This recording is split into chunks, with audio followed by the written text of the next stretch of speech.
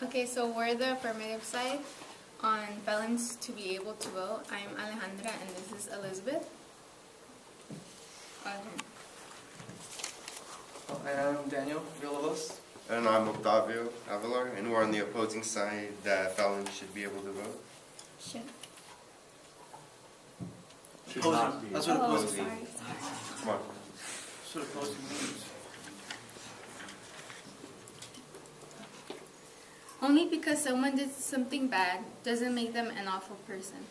Everybody has a voice and everybody has a heart deep down and the things that they have done, and they did those things for a reason. It's not like they just woke up one day and decided to become a criminal. Everybody has influences in their lives that shapes them into the person they are today. And only because someone's upbringing isn't the same as yours doesn't make you any different. You're still a person, you still have a heart, you still have a soul, and you shouldn't be treated fairly. And you should be treated fairly. You might say, why should felons be able to vote? They've shown themselves to be untrustworthy by committing crimes. If we don't let children, non-citizens, or mentally incompetent to vote, why should felons have any right to vote? Felons pay their time in jail or prison. They also go through parole, probation, and pay all their fines. They finally are let out from prison. They have to deal with getting a job, finding a place to live, drug problems, trying to go to school, and start over again. Though they commit a crime, they should still have the right to vote to express their opinions on who should govern their country, since it affects them too. If felons aren't able to be a part of the community, why should they even be let out from prison if so much of their rights are taken away from them? Denying them from voting will only encourage them to commit the crime again. And since their rights are taken away from them, it gives them no options to go forward in life and stay where they were. This could be like coming back home and returning to your old ways and selling drugs for money, or become depressed and start to drink and do drugs, or inflict pain to others for the lack of accomplishments in your own life. And in every 4 prisoners have mental health problems, and 4 out of 5 prisoners could benefit to treatments but don't receive it. In studies in California's state prison in 2012, 1 person every 11 days commits suicides. What again? That in California state prison in 2012, 1 person every 11 days commits suicides. And as of course, they always say we shouldn't let convicts vote. I have a video to show you that Republicans it's not a secret that they don't want, as they term it, the low-class people that have limited income and limited transportation to be voting. And I have a little short video to show you guys.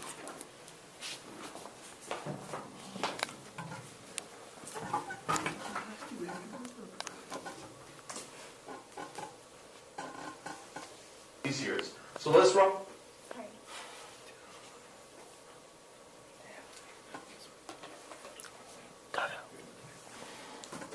All these years. So let's run clip number 5. This is from 1980. Many of our Christians have what I call the goo-goo syndrome. Good government. They want everybody to vote. I don't want everybody to vote. Elections are not won by a majority of people. They never have been from the beginning of our country, and they are not now. As a matter of fact, our leverage in the elections quite candidly goes up as the voting populace goes down. Did you hear that? Our leverage in the elections go up as the voting populace goes down. He just said it. I don't want everybody to vote. Because then we won't win. Make sure you suppress the vote. The founding father of the conservative movement back in 1980, Paul Weyrich, told them, and they listened. And he's saying elections are not won by a majority of the people. I mean, that is just looking at democracy. Yeah, we have the Electoral College, but it's about a majority. Final note, they don't even believe in democracy. They don't. Okay, that video I showed you guys was from Paul Richard, I believe. Well, Okay. In 2014, a bill passed restricting voting rights in, I believe, 18 states. In Ohio, Party House don't want people going to church and taking a bus to go vote. In other words, they don't want people that have limited income and limited motor transportation, as I said. They want people that are capable to overcome these obstacles. In Florida in 2012, Supervisor of Elections they wanted to make it harder for people to vote. They used an example from Africa where Africans people walk 100 to 200 miles to the poll. In my view, everyone should count as equal.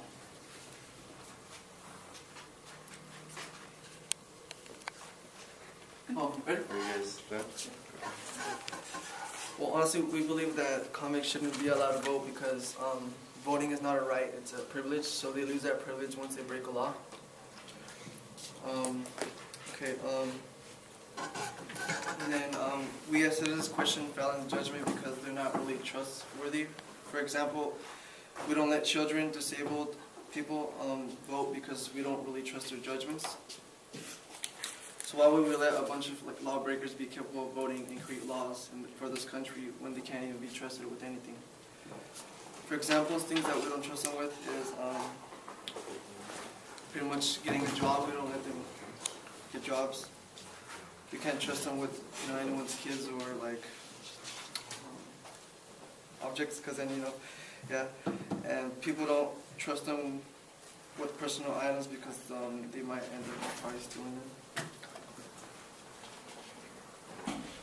Okay, and some might argue that the 15th Amendment may protect their rights, and it says, the 15th Amendment states, the right of citizens of the United States to vote shall not be denied or abridged by the United States or by any state on account of race, color, or previous condition of servitude. And that last part's really important, the previous condition of servitude, because we know there's two types of servitude. There's voluntary and there's involuntary. So voluntary, there would be indentured servants, and involuntary would be slaves, which is what this amendment was referring to, because it was drafted in 1870 at a time when convicts or felons, they were generally executed, not really imprisoned, so their rights didn't really matter, and slaves were the ones that were being denied the right to vote. And then Section 2 of the 14th Amendment, actually, it does protect the male's right to vote, but does not protect the felons, and is even the groundwork for felon disenfranchisement.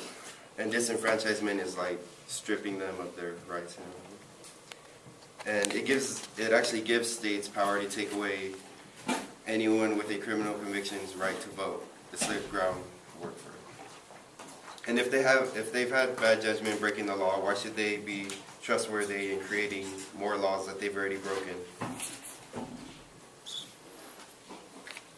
Also, continuing on that, now Congress has the power to enforce the 15th Amendment by appropriate legislation.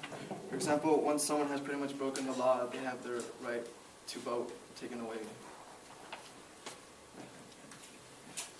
Okay. Our country believes in giving second chances. There is an estimate in 2014, 318.9 million people in the United States. Now there is 51 million eligible Americans not registered to vote. So there is 153 million that are registered to vote from among the 215 million citizens over the age of 18 who are eligible. 1 in 4 Americans are registered to vote. Cenisa's data shows about 133 million people voted in the 2012 presidential election. In Chapter 6, Section 4, we learned about voters' behavior. How most people don't care or make up excuses not to vote. So mostly people that aren't educated do vote. They vote for what the family member or the friend's going for. The non-voters are younger than 35, unmarried, and unskilled.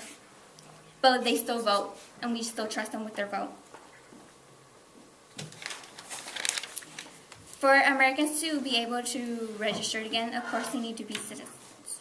If, however, a convict chooses to be able to vote again, he or she must apply for a certificate of eligibility to register to voter. Other words, CERV. In Alaska, Arkansas, California, Colorado, Connecticut, District of Columbia, Florida, Georgia, Hawaii, Idaho, Illinois, Indiana, Iowa, Kansas, Kentucky, Louisiana, Maryland, Massachusetts, Michigan, Minnesota, Missouri, Montana, Nebraska, Nevada, New Hampshire, New Jersey, New York, North Carolina, North Dakota, Ohio, Oregon, Pennsylvania, Rhode Island, South Carolina, Tennessee, Texas, Utah, Vermont, Virginia, Wisconsin, and West Virginia. All these have the right to vote after they apply, so why even bother telling them they can't? So you said that we give them second chances, which is true, but they have the right to gain their. They have the right. They're able to gain the right to vote back, but in reality, they're more likely to end up back in jail. And statistics say that 2 out of 3 prisoners that are let out end up back in jail. So why? And then Alejandra said, just because someone is a criminal doesn't make them a bad person, and they should be treated fairly. So because they committed a crime, they should be treated fairly. So should rapists and murdered be treated fairly as normal citizens? Should they still have the rights even though they've committed terrible crimes? Okay, so as we know, like African Americans, women and 18-year-olds, like they used to not be able to vote. They were seen as weak and their opinions didn't matter. They didn't have the privileges. Hold on a sec. You had your chance for rebuttal. It's their chance right now. So. And also, you may state that in the declaration, like you may mention about the Declaration of Independence that all men are created equal, so therefore they should be allowed to vote just like everyone else. But however, now we've made a constitution into amendments which states that rights can be taken away with due process if they have broken any law. Then you guys stated that they served their sentence, so they should deserve to have their rights. But just because they serve their sentence, they're not doing it to gain their rights back. They're doing it because they have to, because they committed a crime. So serving their sentence shouldn't automatically give them their rights back. They're just doing what they have to. Questions? Do we go for it? I think it's all. Okay. Comic felons should. Now is an opportunity for anyone to pose questions to either side. Okay, Joey, go ahead. So, And tell us who you're addressing. your boy Jose, gonna address the men in the far right. And I was just wondering, we don't let people that are kind of mentally disabled and kids not vote, but yet we let them own guns, such as James Holmes incident where he legally held guns. And it turns out he was mentally ill. Well, why do you think that is? Where do you think your government failed on that? The government does not sell guns to people. That would be another subject. No, because you're saying Anyone we legally don't let them. He's a criminal technically now, and it falls down to your guys' subject matter. And what I'm asking is, we don't allow them to vote. We don't give the privilege to mentally disabled people to vote. Yeah, we give them the right to own guns. This sounds totally different though. Anyone can buy a gun. Any other questions related to the topic? Yeah, let's go Daniela and then Serge. Okay, so Who's your question addressed to? I'm addressing this side, and I was wondering. Okay, so there's actually a statistic that shows that the average American commits 3 felonies a day. So if that were to be, if you were to think about it, no one would have the right to vote. So do you think if you were a government official, you would take that into account? If everyone statistically commits a felony 3 times a day, would you take into account that everyone commits felonies, whether they're caught or not? And would you, not give anyone the right to vote?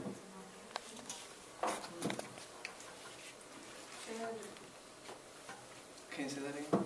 Okay, so if you were a government official and you found out that statistically every American commits 3 felonies a day, would you exclude every American from voting because statistically everyone commits felonies 3 times a day? Well, then they get caught. How are we gonna know? So, okay, but if you. Okay, I think to answer that, sir, you got a question? Yeah, to the affirmative, right? Is this that? Yes. Yeah. Okay, so you guys aren't for it using the privilege to vote as a incentive for these criminals not to commit a crime in the beginning, so they won't get this privilege taken away? Wait, does that make sense? No. Are you guys? So you guys aren't for it for the government to use the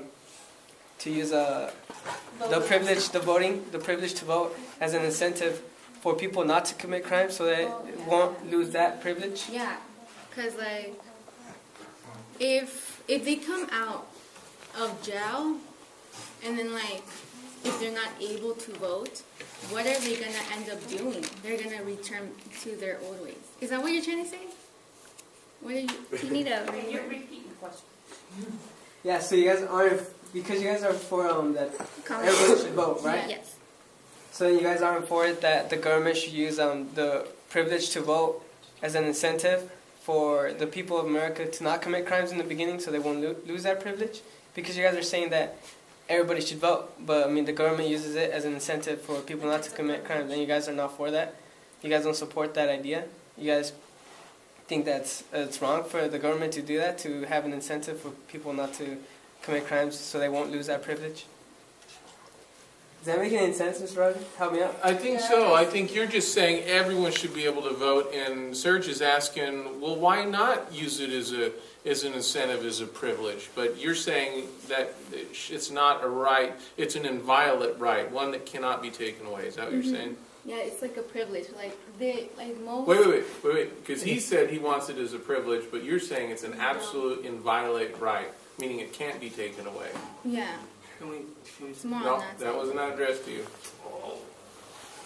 What's- All right, thank you. Let's go ahead and give him a hand. Right now, I had a good one.